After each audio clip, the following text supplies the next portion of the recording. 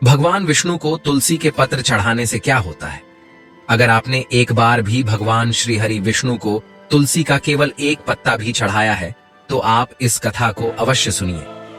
दोस्तों, एक बार भगवान विष्णु के पुण्यशील और सुशील नाम के दो पार्षद भगवान विष्णु से पूछने लगते हैं, हे प्रभु, हम आपके कई भक्तों को पृथ्वी लोक से दिव्य विमानों में बिठाकर वैकुंठ लेकर आए हैं। आपके अनन्य भक्तजन हैं जो नित्य आपकी पूजा आराधना करते हैं, समस्त प्रकार के भोग आपको लगाते हैं। इसी कारण से वे सभी वैकुंठ लोक को प्राप्त करते हैं। किंतु हे प्रभु, हमारे मन में एक शंका है जो हम आपसे पूछना चाहते हैं। भगवान विष्णु मुस्कुराते हुए कहते हैं, हे पार्षदों, ऐसी वह कौन सी शंका है जो तुम दोनों को सता रही है? तुम्हारे मन में जो भी शंका हो, निसंकोच होकर पूछो, मैं तुम्हारी शंका का समाधान अवश्य करूंगा। पार्षद कहने लगते हैं, हे प्रभु, आज हमने एक ब्राह्मण को विमान में बिठाकर वैकुंठ लोक लेकर आए हैं। उस ब्राह्मण ने तो कभी विधि विधान से आपकी पूजा भी नहीं की और ना ही कभी उसने एकादशी का व्रत किया है। फिर भी आपने उस ब्राह्मण को वैकुंठ लोक लाने को क्यों कहा? ऐसा कौन सा कार्य उस ब्राह्मण ने किया है? कृपया आप हमें बताने की कृपा करें। हम उस ब्राह्मण के उस महान पुण्य के बारे में जानने के इच्छुक हैं। भगवान विष्णु कहते हैं, हे पार्षदों, तुमने उचित ही प्रश्न किया है। वह ब्राह्मण निश्चित ही विष्णु लोक जाने का अधिकारी था। इसी कारण से ही हमने तुम दोनों को उसे वैकुंठ लोक लाने की आज्ञा दी थी। तुम्हारी इस शंका को दूर करने के लिए मैं तुम दोनों को उस ब्राह्मण की कथा सुनाता हूँ। इस कथा के माध्यम से तुम्हें तुम्हारे सभी प्रश्नों के उत्तर मिल जाएंगे। इसीलिए तुम दोनों ही इस कथा को ध्यान से पूरा जरूर सुनना। जो भी इस कथा का श्रवण करता है उसके समस्त पापों का नाश होकर उसे भी वैकुंठ लोक में स्थान मिलता है। पार्षद कहने लगते हैं, हे प्रभु, हम बहुत भाग्यशाली हैं कि आपके मुख से हमें यह कथा सुनने को मिल रही है। कृपया आप हमसे उस कथा को कहिए। हम एकाग्र चित्त होकर इस कथा का श्रवण करेंगे। फिर भगवान विष्णु कथा सुनाने लगते हैं। प्राचीन काल में कांचीपुरी में राजा चोल नाम के एक चक्रवर्ती सम्राट राज्य करते थे। उनके अधीन जितने भी देश थे वे सभी चोल नाम से ही विख्यात हुए थे। महाराज चोल इस भूमंडल पर शासन करते थे। उनके राज्य में कोई भी मनुष्य दरिद्री, दुखी तथा रोगी नहीं रहता था। उनकी समस्त प्रजा अत्यंत संतुष्ट और सौभाग्यशाली थी। महाराज चोल ने कितने ही यज्ञ किए जिनकी कोई गणना नहीं हो सकती। उन्होंने ताम्रपर्णी नदी के किनारे अनेक आश्रम बनवाए, ऋषि मुनियों के लिए यज्ञ आदि धार्मिक कार्य करने के लिए स्थान उपलब्ध करवाया, अनेक पोखरे खुदवाए। फिर एक दिन महाराज चोल अनंत शयन नाम के तीर्थ में गए। वहां पर भगवान विष्णु का अत्यंत सुंदर मंदिर था। उस मंदिर में भगवान विष्णु की एक अत्यंत सुंदर मूर्ति थी। महाराज ने भगवान विष्णु की विधि विधान से पूजा की। उन्हें माणिक, मोती, सुवर्ण आदि से बने हुए सुंदर सुंदर रत्न चढ़ाए तथा अनेक प्रकार के फूलों से भगवान का पूजन किया और उन्हें साष्टांग प्रणाम किया। प्रणाम करके वे उसी मंदिर में आसन पर बैठ गए। फिर कुछ देर बाद उस मंदिर में एक गरीब ब्राह्मण आया जो उन्हीं के कांची नगर का निवासी था। उनके हाथ में पूजन की सामग्री और तुलसी दल था। उस ब्राह्मण का नाम विष्णुदास था। महाराज की नजर उस गरीब ब्राह्मण पर पड़ी। वह ब्राह्मण मंदिर में प्रवेश करके भगवान विष्णु की मूर्ति के पास गया और भगवान विष्णु का नाम स्मरण करते हुए उसने भगवान की मूर्ति पर तुलसी दल और मंजरी रख दी और प्रणाम करने लगा। महाराज चोल ने पहले जो रत्न, माणिक तथा सुवर्ण से भगवान की पूजा की थी वह उस ब्राह्मण के तुलसी पत्र के नीचे ढक गई, जिसे देखकर महाराज को बड़ा क्रोध आ गया। महाराज कहने लगे, अरे ब्राह्मण, तुम्हें दिखाई नहीं दे रहा है क्या? हमने भगवान की विधि विधान से पूजा की है, उन पर सुवर्ण, माणिक, मोती से बने आभूषण चढ़ाए हैं और तुम मूर्ति पर ये पेड़ के पत्ते डालकर शोभा क्यों बिगाड़ रहे हो? बताओ, तुमने ऐसा क्यों किया? मुझे तो ऐसा जान पड़ता है कि तुम बड़े ही मूर्ख हो। सुवर्ण के आभूषणों से भगवान की मूर्ति कितनी शोभा पा रही थी, किंतु तुमने तो पूजा स्थल को गंदा कर दिया। क्या तुम्हें इतनी भी समझ नहीं है भगवान की पूजा कैसे की जाती है? लगता है तुम्हें पता नहीं है भगवान विष्णु की पूजा कैसे की जाती है। तभी तुमने अत्यंत सुंदर आभूषणों से सजाई हुई भगवान की मूर्ति को पत्तों से ढक दिया है। तुम्हारे इस विचित्र बर्ताव पर मुझे बड़ा आश्चर्य हो रहा है। फिर वह विष्णुदास ब्राह्मण बोलने लगा, हे राजन, आपको ही भक्ति का कुछ पता नहीं है। आपको आपके धन पर बड़ा घमंड हो रहा है, इसीलिए आपको तुलसी के पत्र मामूली पेड़ के पत्ते लग रहे हैं। फिर महाराज चोल कहने लगे, हे ब्राह्मण, तुम किस बात का गर्व कर रहे हो? लगता है तुम्हें तुम्हारी भक्ति और ज्ञान पर बड़ा घमंड हो गया है। बताओ, तुम्हें कितनी भक्ति है? अगर तुम भगवान को प्रिय होते, अगर तुम्हारी भक्ति से भगवान प्रसन्न होते, तो तुम दरिद्री न रहते। लगता है तुमने भगवान विष्णु को प्रसन्न करने के लिए कभी यज्ञ, दान आदि कार्य भी नहीं किए हैं, इसीलिए तुम निर्धन ही हो। भगवान विष्णु की कृपा के कारण ही मैं कांचीपुरम का सम्राट बना हूँ और मेरे पास सब प्रकार के ऐश्वर्य है।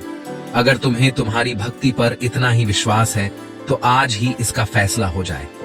महाराज कहने लगे, यहाँ पर उपस्थित सभी ब्राह्मण कान खोलकर सुन ले। इस ब्राह्मण में और मुझ में कौन सबसे पहले भगवान विष्णु के दर्शन करता है? जो भी भगवान विष्णु को प्रसन्न करके सबसे पहले उनके दर्शन करेगा, केवल वही सर्वश्रेष्ठ भक्त कहलाएगा। इससे समस्त लोगों को पता चल जाएगा कि किसमें कितनी भक्ति है। फिर उस ब्राह्मण ने महाराज चोल की शर्त स्वीकार कर ली और अपने घर चला गया। फिर महाराज चोल भी अपने राजभवन को चले गए। महाराज चोल ने महर्षि मुद्गल को बुलाकर बड़े वैष्णव यज्ञ का अनुष्ठान करने का निर्णय लिया। फिर समस्त ऋषिगण और मुद्गल ऋषि भी महाराज के यज्ञ में पधारे और सभी ने मिलकर वैष्णव यज्ञ का आरंभ किया। उन्होंने बहुत सारा धन और अन्न खर्च किया, अनेक ब्राह्मणों को बुलाकर भोजन कराया और दान धर्म किया। उधर विष्णुदास भी अपने घर चला जाता है और घर पर ही भगवान विष्णु का पूजन करने लगता है। उसके घर के सामने अनेक तुलसी के पौधे लगे हुए होते हैं। वह नित्य उनकी देखभाल करने लगता है।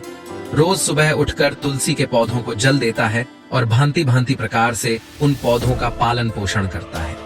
गुरुवार को बिना चुके तुलसी के पौधे में गाय का कच्चा दूध डालने लगता है। उठते बैठते चलते भोजन करते समय वह भगवान विष्णु का नाम स्मरण करने लगता है। वह द्वार पर आए हुए समस्त प्राणियों में भगवान विष्णु को ही देखकर उनकी सेवा करने लगा। इस प्रकार से महाराज चोल वैष्णव यज्ञ, दान धर्म आदि से भगवान विष्णु का पूजन करने लगे और विष्णुदास अपने घर पर ही तुलसी के पौधों को जल चढ़ाकर भगवान विष्णु का नाम स्मरण करते हुए उनकी भक्ति करने लगे। कुछ समय बीत जाने के बाद एक दिन विष्णुदास ने नित्य कर्म से निवृत्त हो जाने के बाद भोजन तैयार किया और तुलसी को जल चढ़ाने के लिए चला गया। फिर जब उसने घर के अंदर आकर देखा तो किसी ने उसके भोजन को चुरा लिया था। विष्णुदास ने देखा घर के अंदर से भोजन गायब है। फिर उन्होंने दोबारा भोजन नहीं बनाया, क्योंकि उन्हें सायंकाल की पूजा के लिए समय कम पड़ रहा था, जिससे उनका प्रतिदिन का नियम भंग हो जाएगा। इसीलिए वे भूखे ही रह गए। फिर दूसरे दिन उन्होंने भोजन तैयार किया और तुलसी पत्र डालकर घर के अंदर रखकर तुलसी को जल देने के लिए चले गए। फिर से किसी ने उनके भोजन को चुरा लिया। जब विष्णुदास घर के अंदर आए तो उन्होंने देखा कि आज फिर किसी ने उनका भोजन हड़प लिया है। इस प्रकार से 7 दिनों तक कोई आकर उनके भोजन को चुरा कर ले जा रहा था। इससे विष्णुदास को बड़ा विस्मय हुआ। वह विचार करने लगे, आहो, ये कौन है जो प्रतिदिन आकर मेरा भोजन चुरा कर ले जा रहा है? मैं क्षेत्र संन्यास लेकर इस वन में निवास कर रहा हूँ। अब मैं इस स्थान का भी परित्याग नहीं कर सकता। अब इस प्रकार से मैं कैसे भोजन करूं? प्रतिदिन भूखा रहकर मैं कैसे जीवित रह पाऊंगा? अगर इस प्रकार से ही चलता रहा तो मेरी मृत्यु हो जाएगी। अच्छा, आज मैं खुद अपने द्वारा बनाए गए भोजन की रक्षा करूंगा। देखता हूं कौन आकर मेरा भोजन चुरा कर ले जा रहा है। इतना सोचकर वह ब्राह्मण भोजन बनाकर घर में रख देता है और पास ही एक जगह पर छिपकर खड़ा हो जाता है। इतने में ही एक दुबला पतला चांडाल उस स्थान पर आता है और ब्राह्मण के द्वारा बनाया हुआ भोजन चुराने लगता है। उसे देखकर ब्राह्मण विष्णुदास को उस पर बड़ी दया आ गई। उस चांडाल का शरीर अत्यंत दुर्बल था। उसके मुख पर दीनता छा रही थी। शरीर में हड्डी और चमड़ी के अलावा कुछ नहीं बचा था। जैसे ही वह चांडाल भोजन चुरा कर जाने लगा, विष्णुदास ने उस चांडाल से कहा, हे भाई, जरा ठहरो। क्यों रूखा सूखा खाते हो? साथ में यह घी भी ले जाओ। ब्राह्मण की आवाज सुनते ही वह चांडाल बड़े वेग से भागने लगा और मूर्छित होकर गिर पड़ा। उस चांडाल को मूर्छित होकर पड़ा देखकर विष्णुदास शीघ्रता से चलकर उसके पास गए और उसके मुख में पानी डालने लगे।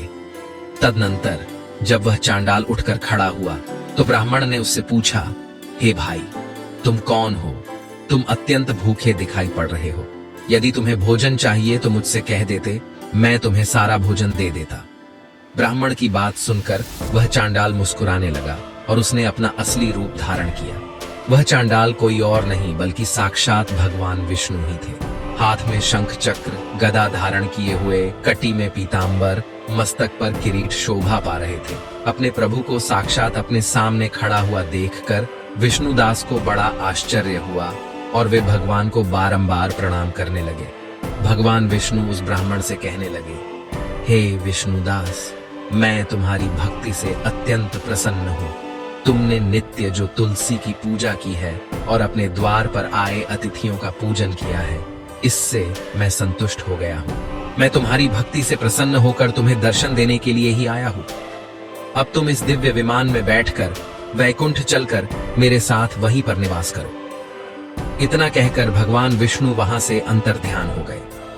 फिर वह ब्राह्मण दिव्य विमान में बैठकर वैकुंठ लोक जाने लगा। उसी समय महाराज चोल ने जब देखा कि एक दिव्य विमान में बैठकर वह विष्णुदास ब्राह्मण वैकुंठ लोक जा रहा है, तो उन्हें बड़ा आश्चर्य हुआ।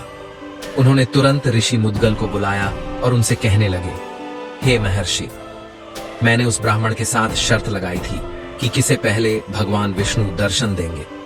मैंने यह महाविशाल वैष्णव यज्ञ किया तथा दान धर्म आदि का अनुष्ठान किया है, किंतु वह ब्राह्मण मुझसे पहले ही दिव्य विमान में बैठकर वैकुंठ लोक जा रहा है।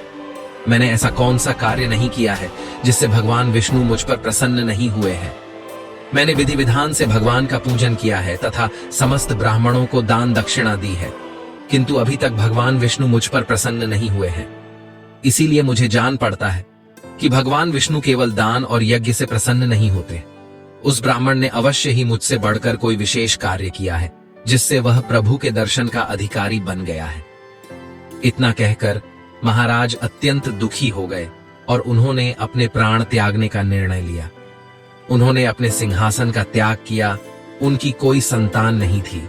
उन्होंने आजीवन ब्रह्मचर्य व्रत का पालन किया था, इसीलिए उन्होंने अपने भांजे को सिंहासन पर बिठा दिया और फिर वे यज्ञ की अग्नि के समीप गए और उसमें कूदने लगे।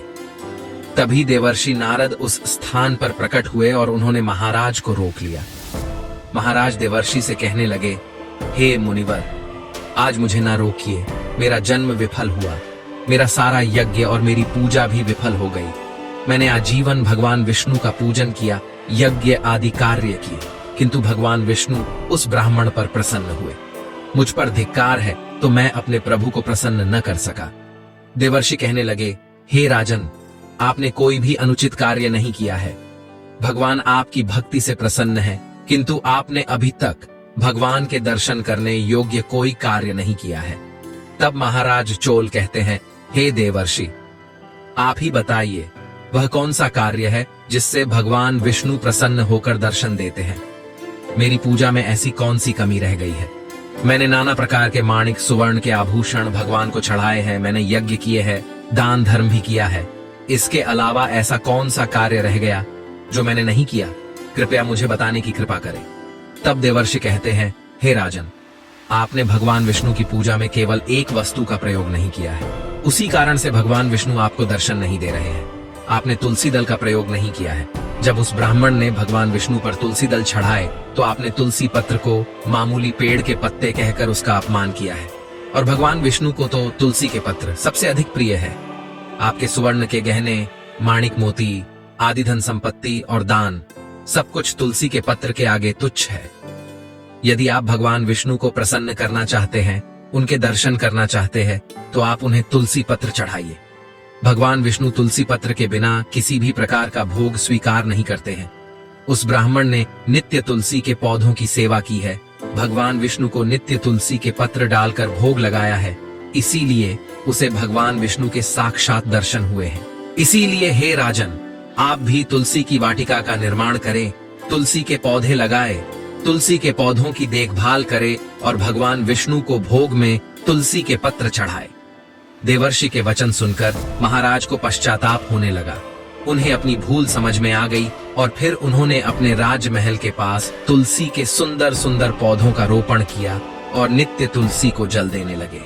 भगवान विष्णु को भोग में तुलसी के पत्र चढ़ाने लगे, जिससे उनके सभी दोष समाप्त हो गए। और फिर एक दिन भगवान विष्णु ने साक्षात महाराज चोल को दर्शन दिए और कहने लगे, हे वत्स, मैं तुम्हारी भक्ति से अत्यंत प्रसन्न हूँ। तुम्हारे द्वारा चढ़ाए हुए भोग से भी मैं संतुष्ट हूँ। इसीलिए अब तुम इस दिव्य विमान में बैठकर वैकुंठ लोक चलो और मेरे साथ निवास करो। फिर महाराज चोल भी दिव्य विमान में बैठकर विष्णु लोक को चले गए। भगवान विष्णु कहते हैं, हे पार्षदों, इस प्रकार से मुझे तुलसी के पत्र सबसे अधिक प्रिय है। केवल तुलसी के पत्र का भोग चढ़ाने के कारण ही उस ब्राह्मण को विष्णु लोक की प्राप्ति हुई है। भगवान विष्णु के द्वारा इस कथन को सुनकर दोनों पार्षद अत्यंत प्रसन्न हुए और भगवान विष्णु को बारंबार प्रणाम करने लगे। तो दोस्तों, इस प्रकार से भगवान विष्णु को भोग लगाते समय तुलसी के पत्तों का प्रयोग अवश्य करना चाहिए। क्रोध, दंभ आदि का परित्याग करके भगवान विष्णु का पूजन नित्य करना चाहिए। एकादशी का व्रत करके तुलसी के पौधे की अच्छी तरह से देखभाल करनी चाहिए। ब्राह्मणों को दान करना चाहिए। गायों की सेवा करनी चाहिए।